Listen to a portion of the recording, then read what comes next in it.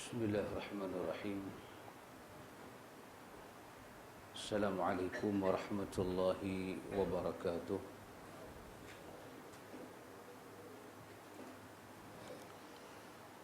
Alhamdulillahi rabbil alamin. Wassalatu wassalamu ala asyrafil anbiya'i wal mursalin, nabiyina Muhammadin wa ala alihi wa sahbihi ajma'in.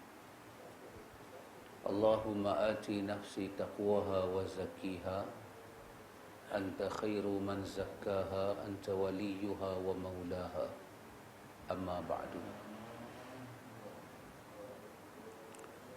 Ikhwatul iman, ikhwatu fid din, a'azakumullah wa uhibbukum fillah. Alhamdulillah, summa alhamdulillah.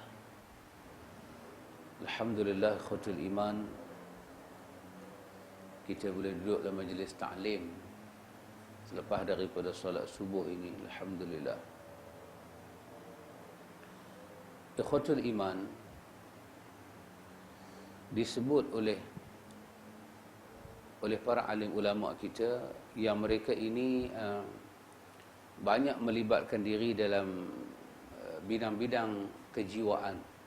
Kita panggil dengan nama tazkiyatun nufus, dalam hal-hal penerokaan jiwa. Berdasarkan suatu hadis, Nabi kita Muhammad sallallahu alaihi wasallam menyebut kepada diri manusia ini ada 3 perkara yang mesti dia jaga.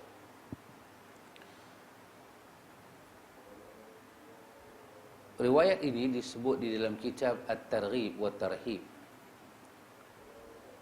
dan para ulama menilai riwayat ini dengan riwayat yang sahih. Ada 3 perkara yang dia menjadi, sama ada dia menjadi punca dalaman ataupun punca luaran. Satu orang Muslim itu, seorang hamba itu, dia tidak boleh bangkit untuk menunaikan ubudiyah dia kepada Tuhan. Apa makna ubudiyah?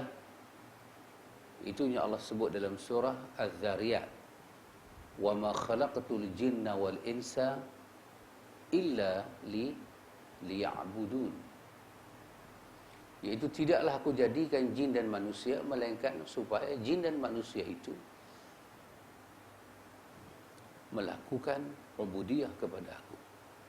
Ini adalah makam yang paling tinggi, sebab Allah Ta'ala menjadikan manusia, jin dan manusia. Dan Allah kata, wa ma khalaqtul jinna wal ins, dan tidaklah aku jadikan jin dan manusia. Kita bila baca Al-Quran, ada ketika Allah menyampaikan sebab-sebab, dan ada ketika Tuhan tidak menyebut sebab-sebab. Pada ayat ini Allah sebut sebab. Sebab bumi ini dipenuhi dengan makhluk yang bernama jin dan manusia. Rasul itu dihantar kepada jin dan manusia, dan jin dan manusia akan dihumban ke neraka kalau tidak boleh menunaikan sebab ini, iaitu ubudiyah kepada Allah. Dan Nabi kita Muhammad sallallahu alaihi wasallam telah disebut oleh Al-Quran dengan perkataan hamba, abdi, dalam banyak ayat. Allah sebut. Di antaranya ayat yang dekat dengan kita itu ayat pertama daripada surah Al-Isra itu. Subhanalladzi asra bi'abdihi lailan minal masjidil harami ilal masjidil aqsa. Allah sebut bi'abdihi, hamba kami. Hamba di situ, kata Imam Ibn Qayyim Al-Jauziyah, Nabi Muhammad telah pun disebut oleh Allah Ta'ala dengan pangkat ubudiyah yang paling tinggi. Dia telah capai kepada makam ubudiyah yang paling tinggi. Dia telah menunaikan hak kepada Tuhan, ubudiyah yang paling tinggi. Pasal itu gelaran yang paling besar Allah bagi pada Nabi kita Muhammad, apa dia? Allah panggil dia dengan nama Abdullah wa Rasulullah. Dia adalah hamba Allah. Apa makna hamba Allah? Orang yang berubudiyah, berpatuh, taat, menyembah, tidak menyembah hanya melainkan kepada Allah semata-mata. Jadi para ulama kita sebut berdasarkan hadis, ada 3 perkara yang akan menghalang kita daripada berubudiyah kepada Allah Ta'ala. Ini kita punya problem dalaman. Tapi kalau kita tak jaga, kita tidak ikuti, kita tidak monitor dia, kita tidak tarbiyah dia, dia membawa masalah luaran yang paling besar. Iaitu Nabi kita menyebut, Nabi kata, inna mimma akhsha alaikum. Nabi kata, sesungguhnya daripada perkara yang aku takut menimpa ke atas kamu. Sesungguhnya di antara perkara yang aku takut menimpa kepada kamu, Nabi kata. Apa dia? Nabi kata, syahwatil ghai min butunikum wa furujikum wa mudillatil hawa. Nabi kata, yang sangat aku takut menimpa ke atas kamu, yang pertama Nabi kata, syahwatil ghai min butunikum, iaitu syahwat yang lahir daripada perut kamu, tapi dia sangat melampaui batas. Apa maksud dia, ikhwan? Manusia dalam hidup ni, apa yang duduk dalam perut dia? Kita puasa, perut kita kosong. Kita tak puasa, so kita kena memenuhi uncang perut kita ini. Nabi kata dalam perut kita ini ada benda yang dia takut. Apa dia? Kemelampauan. Melampau. Kadang-kadang perut kita ni dia bukan makan nasi ataupun roti, tetapi dia memakan nilai. Sebungkus nasi lemak berapa dik saja, sebungkus nasi lemak. Walaupun minyak naik 2-3 kali, tapi berapa dik lah, tak ada lah sampai RM10 lagi. Ada pergi ke kawasan ini, nasi lemak dengan teh tarik saya RM75. Oi, boleh sujud sahwi kita. Tapi kadang-kadang perut kita memakan nilai yang tinggi, besar. Kepuasan. Kepuasan nak memenuhi, takut. Lapar satu perkara, takut kelaparan satu perkara. Ya Allah sebut dalam Al-Baqarah itu, walanabluwannakum bisyai'in minal khawfi wal ju'. Allah kata, dan pasti kami akan uji manusia dengan ketakutan dan dengan kelaparan. Ada orang tidak berani mengambil risiko itu. Maka Nabi kita jaga. Ada dalam perut kamu itu satu kemelampauan. Aku takut, Nabi kata. Aku takut. Yang kedua, yang dalam perut Nabi takut ni apa dia? Syahwatil ghai. Batnun kita tahulah perut. Butun perkataan plural dia.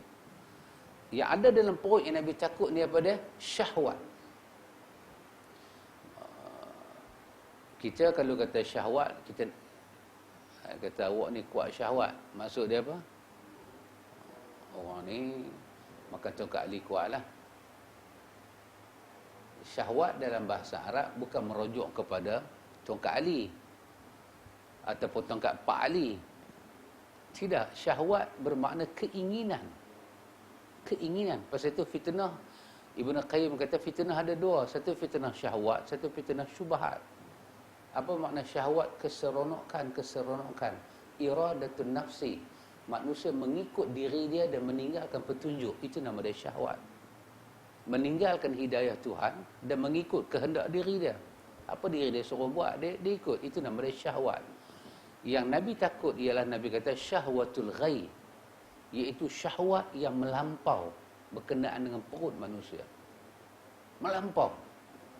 Dia sampai tidak ada kekuatan untuk menghalang, untuk menyatakan tidak. Dia ikut saja. Dia kata syahwatul ghai ni, syahwat yang melampau, aku takut. Yang kedua, Nabi sebut kepada kita apa dia? Wa furujikum. Nabi kata kehormatan kamu. Kehormatan kamu, maruah kamu yang melibatkan kemaluan kamu, aku takut. Maruah kita ada di situ. Kehormatan, harga diri ada di situ. Nabi kata, yang ni aku takut. Dan yang ketiga, Nabi kata, wa mudillatil hawa. Kesesatan. Kesesatan daripada hawa nafsu kamu. Para ulama kita, ulama tazkiyatun nufus, dia ambil riwayat ini dan dia sebut dalam buku-buku dia. Dia kata bahawa inilah di antara perkara dalaman yang kita kena mohon pada Allah perlindungan. Dan Nabi akan sebut, wa na'udzu billahi min syururi anfusina wa min sayyiati a'malina. Nabi kata, ya Allah, kami berlindung daripada keburukan diri kami. Kami berlindung daripada kejahatan diri kami. Dan kami berlindung daripada kejelekan amal-amal kami. Lepas itu ada doa yang disebut dalam riwayat, bila Nabi sampai pada ayat Quran, bila Nabi baca ayat Quran, itu ayat Allah menyatakan, wa nafsin wa ma sawwaha fa alhamaha fujuraha wa taqwaha. Maka Nabi berdoa kepada Allah, Allahumma ati nafsi taqwaha wa zakkiha anta khairu man zakkaha anta waliyuha wa maulaha. Ya Allah, berilah kepada aku jiwa yang bertakwa, bersihkanlah dia ya Allah, kau sebaik-baik pembersih, engkaulah Tuhan dia dan engkaulah penjaga dia. Maka kerana itu kata para ulama, bila kita tahu ini di antara kita kata masalah-masalah kita, maka perkara yang pertama kata para ulama ialah kita mesti memasuki anak tangga kepada ubudiyah, ialah dengan memohon kepada Allah, perlindungan pada Allah. Ikhwan, siapa-siapa tahu bahaya ada di depan, tiba-tiba harapan dalam diri dia tidak ada supaya dia terselamat daripada bahaya, dia dianggap orang yang tidak takut dengan bahaya. Bila kita tahu di hadapan itu ada manfaat, tiba-tiba kita tidak berharap manfaat itu datang kepada kita, kita termasuk daripada orang yang tidak suka manfaat. Karena itu semua bab dalam agama ini, sama ada hidayah ataupun kesesatan, untuk mendapat hidayah, menjauhi kesesatan, para ulama meletakkan benda yang sama dalam semua tulisan mereka, iaitu insan itu, diri orang itu mesti memohon kepada Allah mendapat hidayah dan terselamat daripada kesesatan. Pasal itu salat ditengok dari segi bahasa. Apa makna salat? Salat dilihat dari segi bahasa. Apa makna dia? Doa.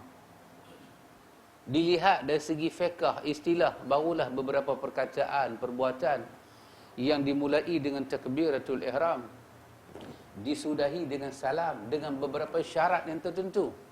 Itu salat dari segi fiqh. Tapi salat dari segi lughah, bahasa, apa dia? Doa. Manusia mesti meminta kepada Tuhan. Dan Allah telah turunkan suatu ayat istimewa. Ud'uni astajib lakum. Minta dan aku akan bagi. Dan Baqarah menyebut pada kita, wa idza sa'alaka 'ibadi 'anni fa inni qarib ujibu da'watad da'i idza da'an falyastajibu li wal yu'minu bi la'allahum yarshudun. Bila manusia meminta kepada Allah, Allah suruh Nabi kata, katakan kepada mereka, wahai Muhammad sallallahu alaihi wasallam, aku ini hampir dengan mereka, dekat dengan mereka. Karena itu sifat taqarrub, muraqabah dengan Tuhan. Nawawi buka bab dalam Riyadhus Shalihin, bab muraqabah, menghimpunkan hadis-hadis muraqabah, merasakan kita dekat dengan Tuhan, itu sangat penting. Allah cerita dalam Quran, Allah kata, Ar-Rahmanu 'alal 'arsy istawa. Allah kata Ar-Rahman 'alal 'arsy istawa. Allah bercerita tentang kehebatan dia, sifat ulu dia, tetapi dia letak di hadapan Ar-Rahman. Dia kata Tuhan Ar-Rahman 'alal 'arsy istawa, bersemayam di atas arasy, melihat hamba-hamba dia dengan sifat Ar-Rahman. Kerana itu ikhwatul iman, bagi satu orang yang percaya akhirat itu wujud dan bekerja keras untuk sampai ke sana, dia memulakan dengan anak tangga berdoa kepada Allah. Sehingga kan doa itu adalah awal ibadat yang dilakukan dalam bab muamalat dengan Tuhan, berhubung dengan Tuhan. Pasal itu ikhwan, Quran menyebut tentang orang yang sombong itu, orang yang beribadat tidak kepada Tuhan, dia beribadat pada benda lain, Allah kata dia sombong. Dan Nabi menyebut dalam riwayat bagaimana banyak kelebihan berdoa Dan bagaimana Allah tak suka apabila hamba dia tidak meminta. Dan antum boleh bayang, Nabi sebut tiap-tiap malam, yanzilu rabbuna ila sama'i dunya. Dia kata yanzilu rabbuna ila sama'i dunya. Tuhan turun ke langit dunia setiap malam. Untuk apa? Untuk mendengar doa hamba dia. So problem bukan di pihak Tuhan, problem di pihak kita. Dia tiap-tiap malam dia turun di langit dunia. Apa hamba tu buat? Hamba mengantuk. Hamba mengantuk. Hamba ada alasan pasal apa dia tak boleh berdoa. Saya letih ya Allah. Semalam saya pergi kuliah, saya balik lambat. Lepas pergi kuliah saya pergi makan apalah pula. Saya halia bubuh telur puyuh lah. Semua saya makan. Lepas tu saya nak pergi lagi kuliah subuh lagi. 5 dah nak kena bangkit, nak kena mandi. Mana boleh 4:30 saya bangkit. Sedangkan Ar-Rahman 'alal 'arsy istawa. Ar-Rahman daripada aras yang tinggi, dengan sifat ketinggian dia, melihat hamba dia dengan sifat Ar-Rahman. Bukan problem Tuhan, problem kita. Dia kata wasari'u ila maghfiratin min rabbikum wa jannatin 'arduha as-samawati wal ardh. Segeralah kamu pada keampunan Tuhan kamu, luas syurga, luas langit dan bumi. Problem dia adalah hamba. Hamba berat mulut nak istighfar. Hamba segan beristighfar. Hamba malu nak beristighfar pada Tuhan. Macam mulut ni ada ketui mah. Kalau istighfar, jatuh habis mah tu orang putih. Malu nak menyebut nama Tuhan. Dia malu tu daripada muda sampai tua. Punya lama dia malu. Inilah orang tak tahu malu. Malu sampai tak bertempat. Bukan masalah Tuhan. Wasari'u ila maghfiratin min rabbikum. Allah kata wasari'u. Bersegeralah kamu, bergegaslah kamu. Don't waste your time. Jangan buang masa awak. Fursah.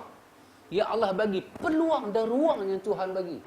Sihat, muda, tidak sibuk. Dalam hadis Ibnu Abbas, hadis Imam At-Tirmizi. At-Tirmizi kata hadis ni hadis hasan sahih. Nabi kata 2 nikmat yang manusia suka merasakan itu bukan nikmat. Apa dia? Sihat dan masa lapang. Sihat dan masa lapang. Oh subhanallah, sihat dan masa lapang. Manusia tidak baca Quran masa sihat, dia tidak baca Quran masa lapang. Dia berat tangan. Dia berat tangan. Tapi benda-benda lain dia boleh buat. Benda lebih susah daripada Quran. Nak Google lah, nak apalah, benda ni susah. Tapi dia boleh buat. Pasal jiwa dia rasa mudah. Ya. Karena itu, ikhwatul iman, bagi seorang yang mengharapkan Tuhan, dia tak boleh dengar cerita pasal syurga, cerita pasal neraka, lepas tu mulut dan jiwa kita sengap. Tidak meminta, tidak memohon diberi, ataupun tidak memohon dijauhi. Tidak boleh. As'alukal jannah. Tuhan, aku meminta syurgamu. Wa a'udzubika min narik. Dan aku memohon perlindungan daripada azabmu. Kena sebut. Bila kita makan, bismillah, bukan di hati, di mulut. Bismillah. Kalau kawan tu sengap aja minum air, kita bolehkah hukum dia baca atau tak baca? Dia sengap je. Boleh kita hukum baca atau tidak baca? Kata dia sengap, mungkin dia baca dengan hati. Mungkin dia baca dengan hati, mungkin tak baca langsung. Jadi kita nak hukum baca atau tak baca macam mana? Nabi pernah tegur sahabat. Nabi kata, makan dengan bismillah. Kalau terlupa, Nabi kata, sebut balik. Bismillahi awaluhu wa akhiruhu. Jadi bagaimana Nabi betulkan sahabat tu? Kenapa kau tak baca? Macam mana Nabi tahu? Sebab benda tu disebut dengan mulut. Bismillah. Nabi tengok sahabat tu makan, Nabi tengok je. Lepas tu Nabi senyum. Dalam bab makan, dia jumpa dalam Riyadhus Salihin. Kita, kenapa ya Rasulullah kau senyum? Nabi kata, tadi aku tengok kau makan, kau tak sebut nama Allah. Setan makan dengan kau. Nabi mensifatkan setan dengan makan. Setan ni makan.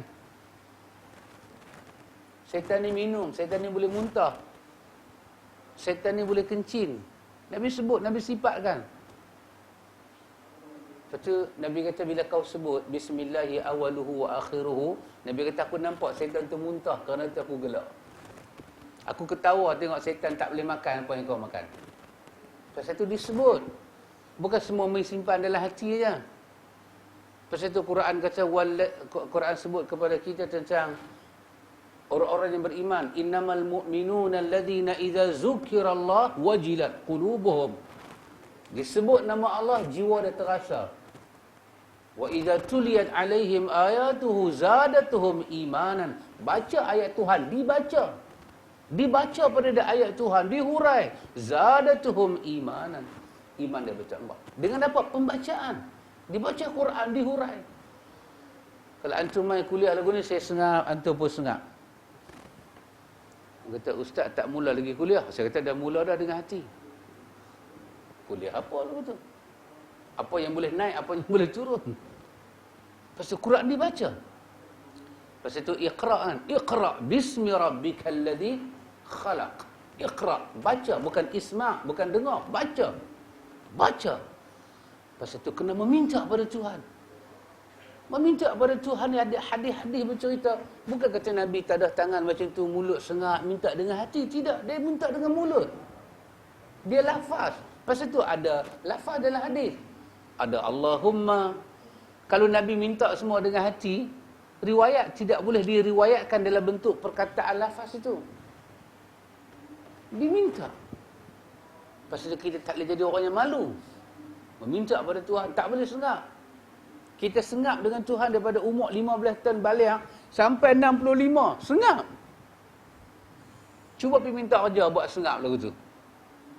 Duduk aja tempat temu dugah sengap. Berat Zumi kita semua tunjuk kat kita pura sengap. Dia tu tanya, apa mau? Sengap. Dia panggil polis main kat habis. Kena memohon, kena meminta, kena tanya. Ya, betul Allah. Wa idza sa'alaka ibadi anni, bila hamba-Ku bertanya kepada engkau wahai Muhammad tentangku, satu saja Allah kata, beritahu pada mereka, fa inni qarib. Ini yang hamba perlu tahu, aku sangat hampir dengan mereka. Karena itu ikhwatul iman, Nabi sebut ada 3 perkara ini menjadi masalah kita. Syahwatul ghaib fi butunikum. Syahwat dalam perut kita. Yang syahwat tu ghaib, melampau. Nabi tak sebut syahwat saja. Sebab Nabi sebut al-ghaib. Syahwat di atas nama syahwat dia okey. Tapi bila dia melampau, so kemelampauan itu kena dikawal. Kena dikawal. Antum pernah dengar satu riwayat, saya pun pernah dengar, antum pun pernah dengar. Riwayat Abu Daud berkenaan dengan Sauban. Sauban menyebut apa yang dia dengar Nabi sebut. Nabi kata, yushikul umam. Nabi kata, sudah hampir kepada kamu. Sudah hampir kepada kamu, Nabi kata, yushikul umam antada'a alaikum. Nabi kata, Nabi kata hampir sahaja. Kaum yang banyak ini, umat yang banyak ini, tada'a alaikum. Mereka akan menyeru yang lain datang kepada kamu. Kama tada'al akalatu ila qas'atiha. Seperti mana diserunya orang yang lapar kepada satu hidangan. Dibuat jemputan kepada orang yang lapar, dibuat jemputan, tuan-tuan ada kenuri. Lepas itu orang panggil orang kenuri masa lapar, bukan masa kenyang. Kalau masa kenyang panggil apa? Tengah lapar. Dan silalah main rumah saya. Memang nak jamu dia makan, dia kena main dengan lapar. Kalau dia tak tambah pun kita tanya, kenapa tak tambah ni, saya masak banyak ni nak layan awak. Bahkan ada tuan rumah kalau kita tak tambah, dia kecil hati lagi. Awak tak sudi kan? Dia nak kita habiskan makanan dia. Nabi kata, yushikul umam antada'a alaikum kama tada'al akalatu ila qas'atiha. Hampir kena ke atas kamu, Nabi kata. Seruan daripada umat yang banyak ini. Diseru mereka datang kepada kamu. Dan mereka akan datang kepada kamu seperti mana diserunya orang-orang lapang kepada satu hidangan. Bagaimana orang lapang melihat satu hidangan yang sangat menarik? Bila dah lapang, bukan kata buat apa. Nasi kosong, goreng telur, buah kicap. Cukup dah, tak lapang. Tapi tak kenyang, janganlah. Tak lapang. Tak mengantuk kan. Tak kita mengantuk, tilam pun tak perlu ada, bantai pun tak perlu ada. Dalam kuliah saja Lena. Tak mengantuk. Tak mengantuk. Dengan tak faham sepatah haram apa dia tidur cakap. Tak mengantuk. Kalau kata awak nak tidur, syarat-syarat tidur, kena ada tilam, kena ada katil. Itu syarat orang yang tak mau tidur, disuruh tidur. Tapi orang yang memang nak tidur ni, mengantuk ni, letak satu penceramah, buka satu kitab, lena dia. Itulah syarat dia. Sehingga orang Arab buat lawak kan. Di kalangan orang Arab buat lawak. Juha. Ada anak dia duduk menangis malam, menangis, tak mau tidur. Maka Juha pergi, apa masalah anak kamu? Dia kata, anak saya ni duduk menangis. Tak mau tidur. Juha kata, ambil buku ni baca kat dia. Dia tu kata, budak menangis takkan bagi buku baca. Juha kata, ya, aku tengok di masjid, mereka baca buku ni semua tidur. Baca buku ni bagi kat anak awak tidur. Kelakar lah orang Arab buat kelakar, menyindir kita ni. Orang lapang tengok hidangan makanan ni macam mana terbuka selera dia. Dan sekadar mana dia boleh makan, dia akan makan. Dia akan pelawar orang lagi. Bahkan ada orang yang buat hidangan tu, dia akan kempen supaya orang yang datang itu menghabiskan tambah. Nabi kata, hampir saja berlaku pada kamu keadaan ini. Bila mendengar ini akan terjadi pada umat Nabi Muhammad. Para sahabat bangkit dan para sahabat berkata, wa qala qailun. Bangkit satu sahabat yang mendengar, mereka menyatakan pada Nabi, wa min qillatin yawma idin ya Rasulullah. Adakah keadaan ini akan berlaku di mana umat-umat bukan Islam akan tengok orang Islam sebagai satu santapan yang sangat menarik dan diberi satu kempen yang besar, datang kepada orang Islam, habiskan hidangan ni. Orang Islam jadi satu hidangan yang sangat menarik, sedap. Nak buat apa buat ke orang Islam. Sahabat kata, wa min qillatin yawma idzin ya Rasulullah. Adakah akan datang satu masa di mana orang Islam jadi sikit, di mana orang bukan Islam, orang kita kata musuh Islam, akan buat sekehendak mereka, akan nampak bagaimana lazatnya orang Islam. Nabi jawab kepada sahabat, Nabi kata, bal antum yawma idzin katsir. Nabi kata, bahkan pada masa kejadian ini terjadi, kamu banyak, Nabi kata. Tapi Nabi kata, walakinnakum, akan tetapi keadaan kamu ketika itu, Nabi kata, ghusaun ka ghusa'is sayl, tidak ubah seperti mana banyaknya buih di permukaan laut. Ketika ombak menggulung-gulung, nampak dah putih dia datang menghempas lautan ke pantai, boom kata, mencipta bubble-bubble buih-buih itu. Banyak, Nabi kata. Kamu banyak, tapi kamu jadi seperti rusa. Rusa bermakna buih. Kenapa umat Islam jadi buih? Ketika itu, kerana Nabi kata, ada kejadian dalaman terjadi pada kamu. Berarti bukan kerana Allah zalim kamu. Ada benda lain tadi. Apa yang terjadi dari segi dalaman itu, Nabi sebut dalam riwayat, Nabi kata, Nabi kata, wala yanza'annallahu min suduri aduikum al-mahabbatu alaikum, al-mahabbatu minkum. Yang sebenarnya terjadinya ialah, Nabi kata, Allah Ta'ala mencabut kegerunan pandangan musuh kepada kamu dan mencampakkan dalam hati kamu ketakutan pada musuh. Itunya Allah buat. Dan kamu tak sedar. Kamu mula sedar, kenapa mereka tidak hormat kamu? Kamu mula sedar yang itu. Kenapa ruang-ruang dan peluang kamu mula disekat? Kamu mula rasa tertindas. Kamu mula nampak, kamu berdiri dah tidak sama tinggi, duduk sudah tidak sama rendah. Tapi kamu tidak sedar, sebelum sampai keadaan itu, bagaimana kehidupan kamu. Allah telah mengubah sedikit demi sedikit.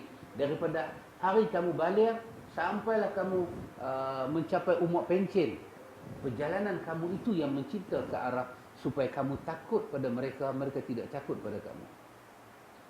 Nabi kata dicabut daripada hati kamu kegerunan kepada mereka dan dicampur dalam hati kamu ketakutan kepada mereka. Nabi kata dalam hati kamu itu bila Allah campur takut pada mereka dan mereka tidak takut pada kamu, dalam hati kamu itu sudah ada satu penyakit yang bernama al-wahn. Sahabat berkata, "Ya Rasulullah." Qalu qailun ya Rasulullah wa mal wahn. Apa itu wahn? Nabi sebut itu. Nabi kata hubbud dunya wa karahiyatul maut. Yang tidak diubati. Nabi kata kamu mula sayang dengan dunia dan kamu takut kepada kematian.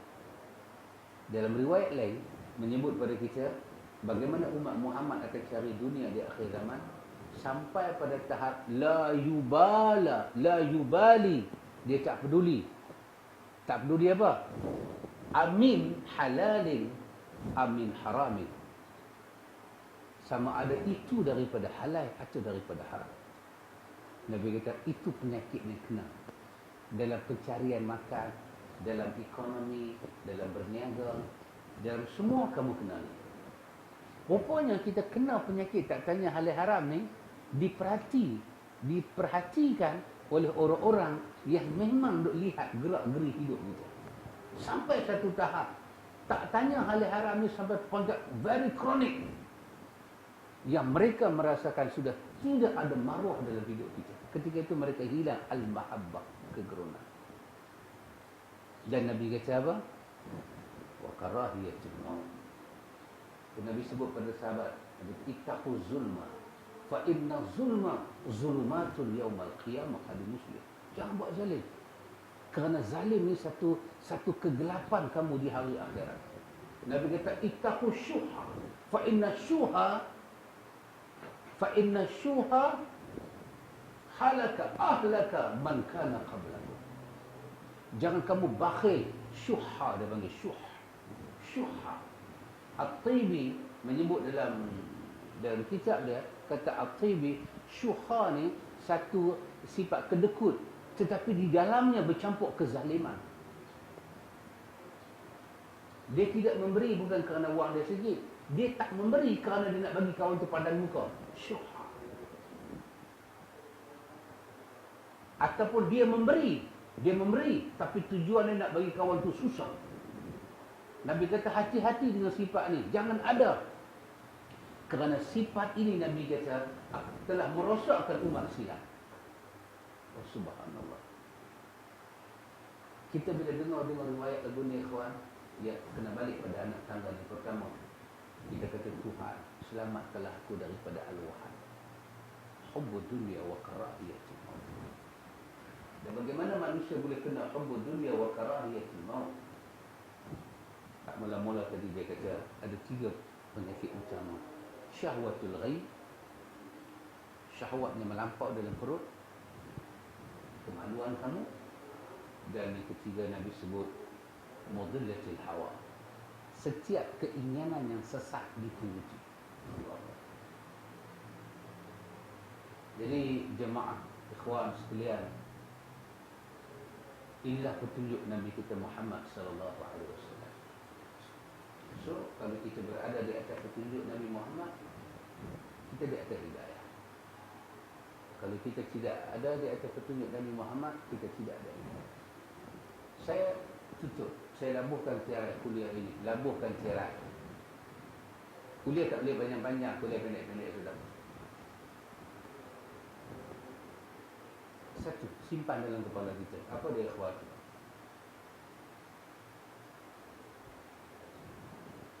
Allah Subhanahu wa ta'ala tidak pernah membebankan apa-apa kepada kita. Tidak ada bebanan apa-apa pada kita. bebanan yang paling besar dalam hidup kita cuma satu kalimah sahaja. La ilaha illallah Muhammadun Rasulullah. Itu saja. Dari kalimah itulah Islam dimasuki. Kerana kalimah itulah satu orang boleh keluar daripada Islam. Dia berpusat center dia kalimah. La ilaha illallah, sekali-kali tidak ada yang diibadahi dengan benar melainkan Allah. Dan Muhammad itu utusan Allah. Ya. Karena itu, setelah ada kalimah ini, maka kita tidak perlu layan apa-apa dalam dunia. Sama ada cakap orang, perbuatan orang, suruh orang, perintah orang, kita tidak perlu layan dan ambil serius. Melainkan perintah yang datang daripada La ilaha illallah dan Muhammadur Rasulullah, daripada Allah, utusan Allah. Kita akan kembali kepada Allah dan kita akan ditanya tentang utusan Allah dalam kubur lagi. Siapa Nabi itu? Tidak ada amalan, tidak ada perkataan, tidak ada perbuatan yang perlu kita pandang serius dalam hidup, melainkan kalam Allah dan kalam Rasulullah. Tidak ada amalan yang perlu kita buat dengan serius, melainkan amalan itu datang daripada Quran dan Rasulullah. Tidak ada yang perlu kita layan dengan serius, melainkan yang datang daripada Quran dan Rasulullah. Maka semua yang bertentangan, yang bercanggah, yang tak dapat disabitkan daripada Quran, daripada sunnah Rasulullah, maka itu tidak menjadi tuntutan dalam hidup untuk kita layan. Kalau kita tak tahu benda ni, ikhwan, pasal itu layanan kita dalam dunia ni banyak sangat. Banyak sangat. Terlalu banyak. Ibarat kita bawa kereta, orang menega tepi jalan ni terlalu banyak bulan puasa kan. Pasal Ramadan lah, pasal mana kita pergi. Bulan puasa. Kita orang puasa, kita ada duit. Kalau kita nak layan semua para pekedai, cuba layan tengok apa jadi. Cuma kita perlu tahu, kita keluar daripada rumah, kita nak pergi beli apa. Berapa orang nak makan dan duit kita banyak mana. Itu saja. Straight pada satu kedai, beli dan balik. Kita nak halang pekedai-pekedai lain, peniaga-peniaga lain daripada menawarkan barang dia, tak boleh. Awak jangan offer pada saya orang yang puasa. Tapi tak, memang saya meniaga di sini. Kerja saya menarik pelanggan. Nabi sebut dalam hadis Abdullah bin Mas'ud, Nabi kata, inilah jalan aku. Di kiri kanan ada banyak jalan. Kita tak perlu layan pun. Tak perlu ambil serius pun. Masa tu orang tulis doa panjang-panjang. Perlulah kita ambil serius. Kita hanya perlu tahu satu saja. Doa ni daripada Quran ataupun daripada Rasulullah. Kalau sabit datang daripada salah satu sumber, kita mesti layan. Kenapa? Kerana ungkapan yang paling besar adalah La ilaha illallah Muhammadur Rasulullah. Kalau tak ada hubungan dengan dua benda ni, kita tak perlu layan. Dan kita kena memohon jiwa yang kuat kepada Allah. Pasal itu Nabi ajak hadis, Al-Muqallibal Qulub Sabit Qalbi ala din li Aisyah radhiyallahu anha. Doa Quran yang boleh membolak-balik hati manusia. Sabit dalam itu. Tapi seluruhnya ikhwan, seperti hadis Nabi sebut, ibda' bin nafsi. Dia bermula dari diri. Kalau diri kita tidak ada kekuatan, kita tak bina kekuatan itu, maka kita tak boleh buat apa-apa. Pasal itu ikhwan, habis kelas sisa umat kita ini dengan mengenal Quran dan sunnah Rasulullah. Lain cara. Kita pun dapat puluh nak kata semuanya. Tak ada apa. Menanti hari-hari pencen saja. Hari-hari pencen. Lepas minyak naik lagi. Lepas naik lagi. Yang turun cuma ayat hujan. Mengharaplah kepada Quran kata ayat hujan itu rahmat. Ayat hujan itu rahmat. Mengharap kalau ayat hujan. Ayat hujan turun ke bumi, menghidupkan apa-apa yang ada dalam bumi. Menghidupkan. Dalam surah Al-Anbiya Allah Ta'ala kata di mana ada ayat di situ ada kehidupan. Di mana ada ayat di situ ada kehidupan. Orang putih walaupun yang ceritanya orang hitam, tapi ambil pada orang putih. Orang putih cerita, apa orang putih cerita? Orang putih kata, Quran kata di mana ada ayat di situ ada kehidupan. Maka orang putih pergi ke satu tasik yang kering kontang, nak tengok bagaimana ayat daripada langit memberi kehidupan. Allah kata bumi dihidup, ada biji-bijiran, ada tumbuh-tumbuhan. Di mana ada ayat kata surah Al-Anbiya, di situ ada kehidupan. Mereka ambil masa 4 bulan. Tasik yang kering kontang tu bubuh video.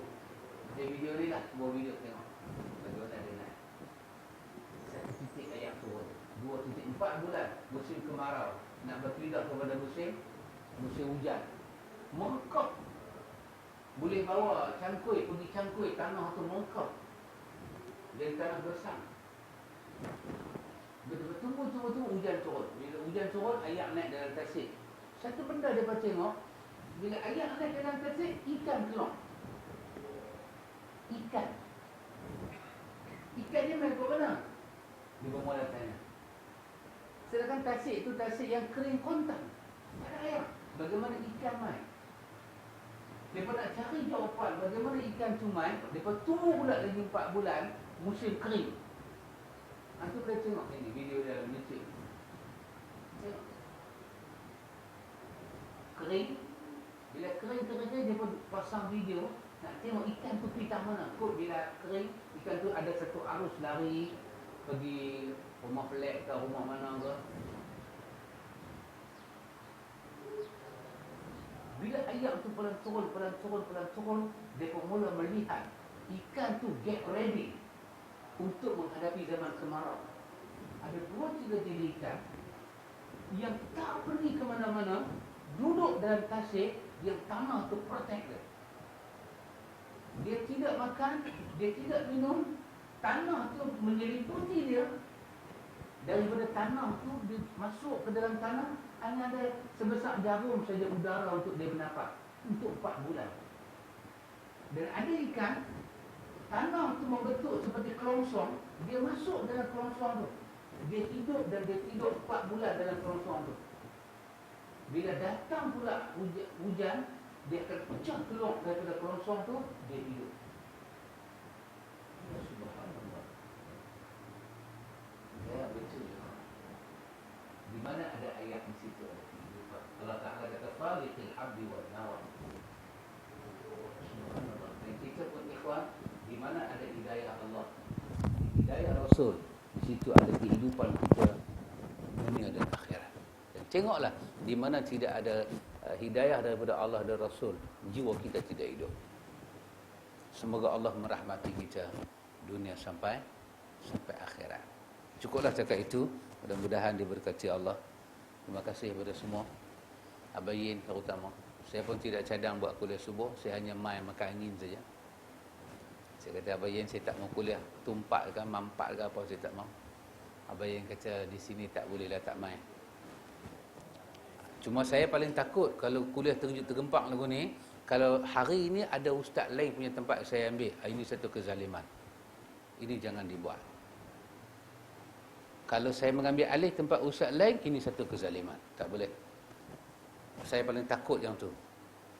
Kalau saya tahu ada tempat ustaz di-cancel kerana saya, demi Allah saya takkan hadir. Demi Allah saya takkan hadir. Kerana itu hak orang lain. Tapi kalau saya tak tahu, saya mainlah. Dan saya yakin seorang ni tak akan buat lagu tu pada saya. Kalau antum buat, antum zalim pada saya, antum zalim pada ustaz tu. Itu antum jawab dengan Tuhan. Sebab apa? Bila satu ustaz dia nak pergi mengajar, dia akan set rumah dia siap-siap. Dia akan baca kitab tu, kitab ni, dia dah get ready. Dia ada kuliah. Tiba-tiba last minute kita pergi potong, kita kata ustaz, sebagai contoh, ni contoh. Pasal tempat lain banyak buat lagu tu. Jadi pada sahabat-sahabat saya kata jangan buat lagu tu. Pasal apa? Kita dah get ready dah. Tiba-tiba tempat tu kata ustaz, boleh tak kita cancel ustaz? Kalau ustaz tu cancel lain. Dia ada hal.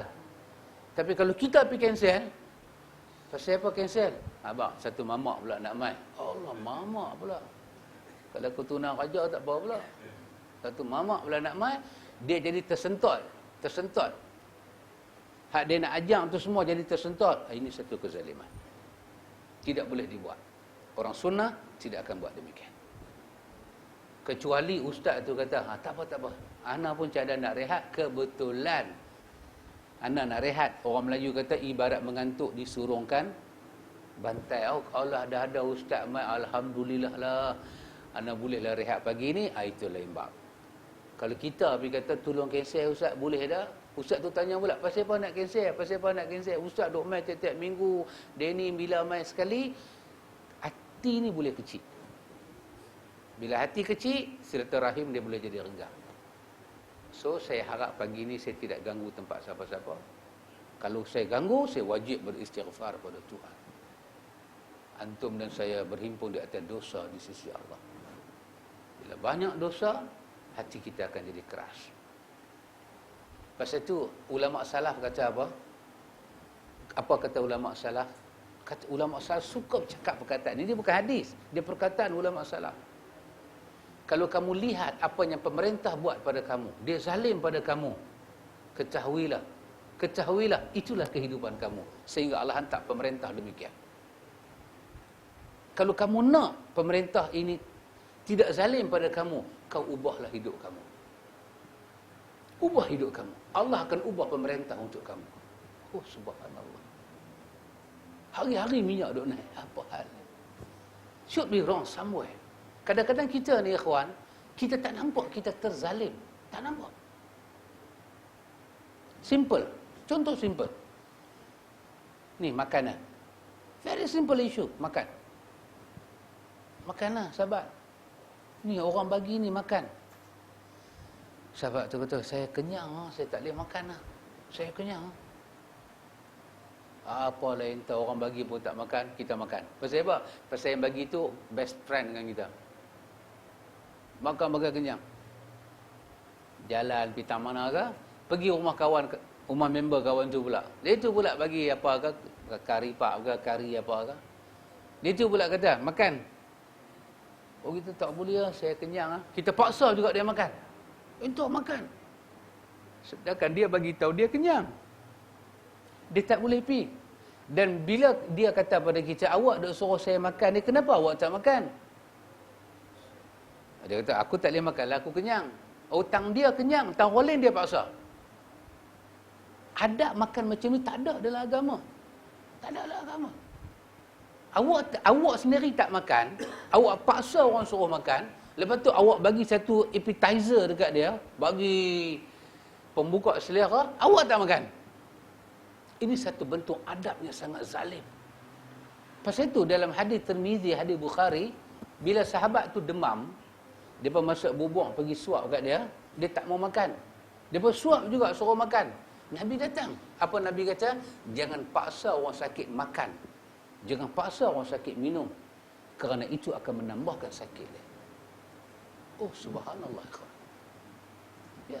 Kadang-kadang benda kita tak suka, kita suruh orang buat. Kita pun tak mau buat, suruh orang buat. Satu jenis kezaliman. Benda yang macam ni, ikhwan, bertumpuk tiap-tiap hari akan jadi satu habit. Dia akan mematikan rahmat dalam hidup kita. Sampai bila-bila kita akan cakap, kita akan kata, dia tu tak apa, si Anu tu tak apa. Si Anu tu hang bagi makan apa, dia tak apa, dia macam lori sampah, semua dia kaut. Kenapa kita boleh cakap demikian? Kerana kita yang pupuk perasaan mematikan rahmat pada dia. Sedangkan kita ada aturan adab makan, dia pun ada aturan adab makan. Semua orang beradab makan kena ikut Rasulullah. Takat mana kita boleh jamah? Takat tu, jangan lebih. Boleh, kadang-kadang orang tu boleh makan, selera dia terbuka. Kita dah tukar ayat dah. Kita hang ni melantak ke makan. Kenapa nak pakai ayat tu? Allah bagi kesihatan dekat dia. Allah bagi rezeki ke dia. Kenapa kita pakai bahasa tu? Dia bukan makan benda haram. Kerana tabiat kita hidup macam ni, Allah lahirkan pemerintah buat macam tu pada kita. Tapi apabila kita dizalimi, kita mengadu pada Tuhan. Apabila kita menzalimi, kita lupa ada orang mengadu pada Tuhan. Sebahagian ulama salaf kata, tukanglah pemerintah dengan kau tukang gaya hidup kau. Kembali pada kitab dan sunnah. Ya subhanallah, ikhwan. Pasal itu berdoa, mengharap, berjalan di atas petunjuk adalah kewajipan pada kita. Apabila semua dalam satu dewan, datang satu mana wakil rakyat mai ke, Dia nak merasmikan dewan. Tiba-tiba dia cakap 4 minit orang bang asak. Kalau seluruh rakyat dalam dewan bangkit dan meninggalkan dewan dan sembahyang, agak-agak wakil rakyat itu sembahyang ke tak? Antara kita dengan wakil rakyat, dia perlu kita ke kita perlu dia? Dia hanya perlu kita, dia wakil kita. Dia hamba abdi kita. Kalau kita tak bagi satu pangkah, lingkup dia. Dia jadi Jack Sparrow. Tapi kenapa kita layan dia? Bila orang azan, kita tak berani keluar daripada kemah. Kita kata saat ni dia kecil hati. Ya, ketika awak layan agama dia dengan cara yang silap, Tuhan layan hidup awak dengan cara yang silap. Pasal itu betul sebahagian ucapan ulama salafus salih. Pasal itu pada sahabat Nabi dengan sahabat cakap, kita boleh baca dalam Syama'il Muhammadiyah. Bila orang azan, sahabat kata kami tengok muka Nabi berubah. Nabi tinggalkan kami terus. Tinggal dan Nabi pergi salat. Kerana sikap Nabi demikian, melahirkan sahabat yang istiqamah dengan agama. Kita tak ada. Kita kadang birah kita main di rumah pun, kita dah lambat solat. Kita tak kata, jom kita solat jemaah. Oh, birah kata, kami apa kami? Kami apa kami? Dia sembahyang sini.